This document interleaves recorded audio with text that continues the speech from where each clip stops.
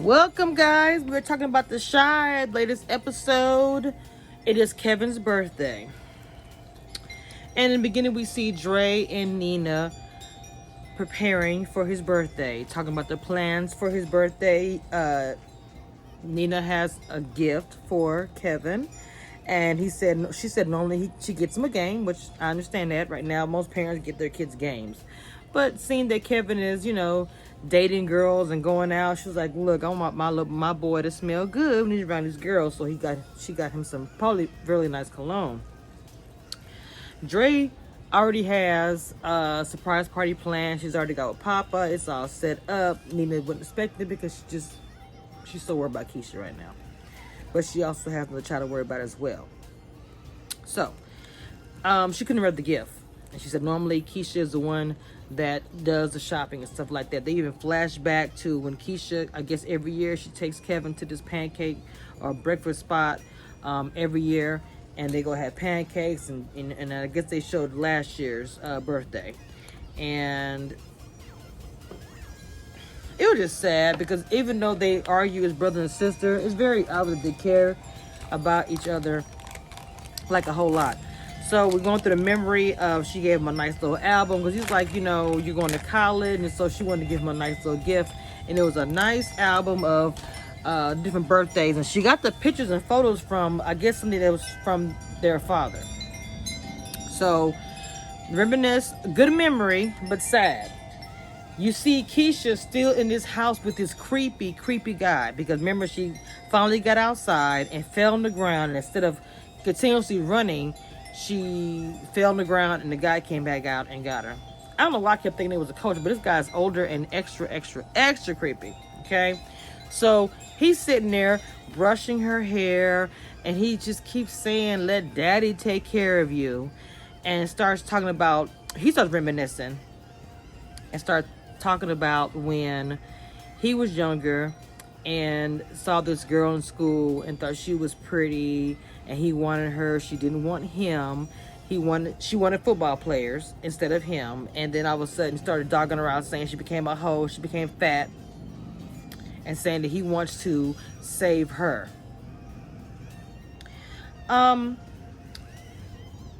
They were sitting there, and I'm not sure if I'm doing the scene backwards or not, but it's her brother's birthday. And she really wants to talk to her brother. Wait a minute, I might be going too fast. Okay, Ronnie came to the door, because you remember he did hear the scream. This is the thing about me about Ronnie. If you heard the scream, why didn't you investigate as soon as you heard the scream? He goes back, knocks on the door, says, "I have to go to the bathroom." He knows something. He says, "I heard screaming. I don't know what's going on." He goes to the apartment. I'm thinking to myself, Ronnie, you can't fight. You're going to get you behind, your head beat in. Ronnie, you know you can't fight. You're going to mess around and get your head beat in, and it's not going to be any help to Keisha at all. So he goes to the bathroom. Keisha is smart. She hears somebody else comes in. She starts screaming and hollering, screaming and hollering, screaming and hollering. Yes, he hears it, but the teapot is going. TV is going. He does all this to kind of do like a white noise, but nobody can hear anything going on. So then Ronnie leaves. He goes upstairs. Of course, he's going to be angry because she was screaming help and everything else.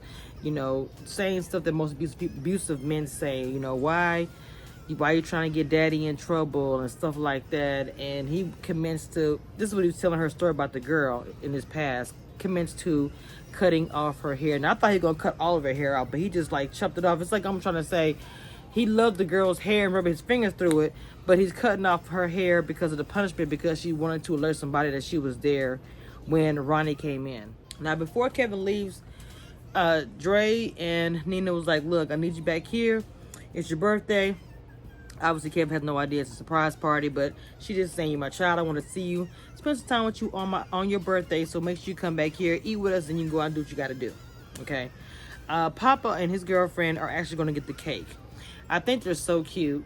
Like, they're in public. He wants to hold her hand. She's like, not wanting to hold his hand. He's like, "What is the deal? I want everybody to know you my girl." She said, "It's like as soon as we go public, people start giving their opinions, not just..." He's like, "I don't care about nobody else. All I care about is you." I just think the way they're showing this young black love is cute. And then we go over to Gemma and Kevin. She wants to take care of him, seriously. When he mentions the diner that his sister took him to, she's like, "Do you want me to take you there?" He's like, "Whatever." They're hanging out, roller skating, which I thought it was the most sweetest scene of them just holding hands, kissing, innocent. Then she's like, "I'm gonna invite a few friends here. Is that okay?" He's like, "Cool." And then he texts Jake and is like, "Okay, she invited her weird friends here. Where are you at?" Jake is doing his thing. He with his brother, hanging out with his brother, bonding kind of with his brother. For one thing, they were looking for this money that Reg said he had put up, and they couldn't find it at the house that he's staying, because he's staying in Reg's old trap house. I remember they played basketball together, and that part to me tripped me out because he freaking... Okay, they're playing basketball, but it seems like that Jake is hurt. Jake is kind of... He hides, but he has feelings. That's just like when his brother asked him, I'm gonna tell you something. I knew he liked Gemma. I knew that he liked Gemma. He was too much on her. I said, he likes that girl. I knew it. And Kevin just beat him to it. So his brother called him out on that one. But when they were playing basketball on the court, just, and then talking about growing up, out the blue, Jake is like, "So why did you leave us?" And he's like, "I wanted to go somewhere to be a man." He just was like, that's like ridiculous. You left us and all this stuff. And so then he said, "You want to hit me? You want to hit me?" He hit him. I was like, yeah. It seemed like that was something he needed to get through, though, because he had tears in his eyes. He wasn't like bawling, crying, but you can tell that he needed to punch his brother. He really needed that to get that aggression out. We're just talking about Duda, his stepdaddy, and his crazy mama who got on TV and just literally said, "I am not going to endorse my son. I'm going to endorse Camille, his opponent." I was like, dang, mic drop, okay? Crazy. Candy is like, you need to do something about this. Your mom is crazy. I can't stand that. And Duda, I think it's saying his name. He crazy. When he told Candy to shut up, I've been like, bro, no, you're not about to do that. So she said, don't get involved. Don't get involved. She did not listen to him. Candy, well, that's not her character, but you know who Candy is. She ended up calling the mom and had her sit down and gave her, I think, 2 stacks. Signed probably a piece of paper saying she wasn't going to speak out on her son anymore. Of course, her son walks in and is pissed. Told his mom to get the F out after he said he loved her. Told his wife, I was just starting to trust you. Boom. Then he gets on camera, does, control. My mom, Cray, and this is Camille, and he playing tapes of Camille. You remember when Camille went to the church? He's playing phone recordings or whatever. Camille's saying, "Yeah, I'm gonna go to these little black churches, believe in Jesus because, that's all they got," or whatever. I'm probably not saying it correctly. When Jake and his brother went to another trap house and tried to find his money, which they found the money. It was in the wall. Somebody was actually following them, which he knew it. He saw the truck cross the street and they're playing basketball. He knew it was Duda, whatever. He told Jake the real. "Oh, boy killed our brother. He killed him. You got to make a decision. I'm getting all this money out to get a lawyer to get you to be home with me. Make a decision. Either him or me." So I don't know what Jake gonna choose. But let's get back to Miss Gemma. It's kind of like the teenagers, the kids in this episode, like a lot. When Gemma was with Kevin, he overheard the 2 little white girls from the school say something about the sister. And he's looking like, how in the world? The Gemma kind of lied, was like maybe they overheard her somewhere or whatever. And I don't know. So when they went to go to the pancake shop, and she gave him the iPad, nice iPad, the newest edition, okay, but they got their coin, so she's able to do that. She admitted to him that it was actually her that she told her mom, and I guess her mom told the parent or whatever, and he got very upset. Like, "You buying me gifts? I think it'll make me feel better, man." He lost it. He just got up and left. I was like, ooh, boy, got bad temper. But I understand what he's going through. He's very, very, this is a hard time for him about, Keisha being missing and stuff like that. He's just really having a hard time. The part that tripped me out, when Papa and his girlfriend was going to get the cake, and like I said, it was, he wanted her to, hold her hand.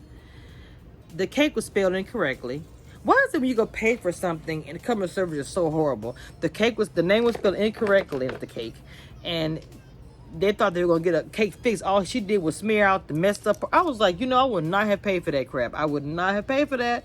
So as they're walking with the cake, he tried to hold his girl hand and drop the cake, and she was like, it's just whatever. So everybody trying to meet up to go back to Kevin's house for the big birthday party. Keisha asked her creepy guy that's holding her hostage, if I be good, can I get something? She knows it's her brother's birthday. She was even drawing a birthday card for him in crayon.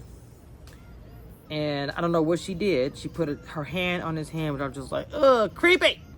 So she put her hand on his hand, and in the next scene, you see Kevin is a private call, and he said hello. Of course, she can't say anything. She just listening to the voice. He said hello 3 times. It was a super sad scene, man. Okay, let's get into Ronnie and his beautiful grandmother. He's about to take her out. She's stepping out with this red dress on. Her hair is curled up. She got a bow. She's looking. So she goes to a nightclub that she actually used to own. The part tripped me out because, she's not remembering things very well. When they get to the club, and I'm like, this is not the club that I don't think she thinks that it is. These guys are in there taking clothes out, stripping, doing what they got to do. Shake it, whatever. And when she said, show me what you're working with and ask running for some cash, because once she figured out, well, I don't know, once they figured out what it was, grandma was like throwing the singles. And then the next scene, you do see her sitting there talking about the good old days, Black Panther days, being black and proud, and how her club, people who were out there marching and protesting would come there just to chill and drink and have fun. And when Ronnie got her home, and I remember when she got in the bed, he helped her in the bed and laid her down. I don't know why. The way he laid her down and put her feet up and took off her shoes, I had like a somber feeling. And then when she said, because see, when they got ready to leave, she kept saying that the room was super cold. And then she said when she was laying in the bed, it's so cold in here. And I was saying to myself, so he said, Grandma, let me get you a blanket. And of course it shows him going to get a blanket. Then when he comes back over, she's just out, but not like sleep. It just, you could tell she had passed. I did tear up on that scene. It brought back memories of my great grandmother who had Alzheimer's disease. Losing my other grandmother a few years back. It just brought back some memories. It did. But Ronnie took it pretty hard. But I think that what's going to end up happening within her death is going to push him to find Keisha more. Because right now, with the whole thing with Keisha and him being the hero, I'm like, dude, you went to the house. I know I'm not expecting a miracle, but you was at the house. It's like you heard her scream. But I said to myself, I don't know how would have handled that, because he didn't want to tip off the guy. Because I think Ronnie knows Keisha's here, but he does not want to tip him off. But I don't know. He went out with her and everything. But I was saying to myself, I wish she would have acted at that moment. But like I said, I don't know what I would do in that position. I really don't. He didn't want to the police officer tip him off, let him think that he might take Keisha and be gone forever. Now, never know where she's at. So there's a lot of variables in this, right? So, how much am I missing anything? So we have the birthday party. Everyone at the house getting ready for it. But I almost forgot. Emmett and his girl, man, that's a G. That girl, when she was selling that green, when they go pick up, they went to a place to get the green, the distillery, whatever. And it was my boy there, Brandon's cousin. I should have known that. All you ever saw him doing was, so he owns it. So they bring him to the back, smoking some good, and then he comes up with a proposal. Look, my girl come here, she buys this stuff, give her a discount on the large quantity, and on your special stuff, she'll get you some coin, right? So they worked it out. One of the clients that she went to, somebody that does chemo, so she smokes to help probably eat and ease the pain. So she didn't have any cash, so she said, I'll give you a reading, the tarot cards. And one part of the tarot, she pretty much said, her pussy is not going to be able to satisfy your ding-a-ling. So there's going to be some temptations coming.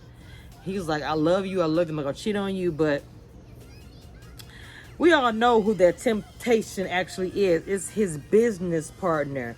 Business partner. Okay? That's the temptation. All right. So, a lot of things are coming up. Jake has to choose between his brother, blood, or the new stepdaddy. The stepdaddy is Cray Cray. Plain and simple. He ain't got it all the way up there. He's a little touched. Kevin, to me, mentally is going through it. So is his mom. So is his whole family, because they don't know where Keisha is. And Keisha, I'm so afraid once we find out and get the layers of when she comes out, it's gonna be even scary, because like, what did you actually go through? We was there for a little bit of it, but what did she go through? I mean, it probably was a lot. He may have been making her do all kind of stuff. So I don't think I missed anything. The poor grandmother is gone. Yeah, that's where we are with Shy this week. Very somber episode. Even though it was his birthday, it's like somebody was born on this day and somebody ended up dying on this day. So that's my Shy review. Like, comment, and subscribe.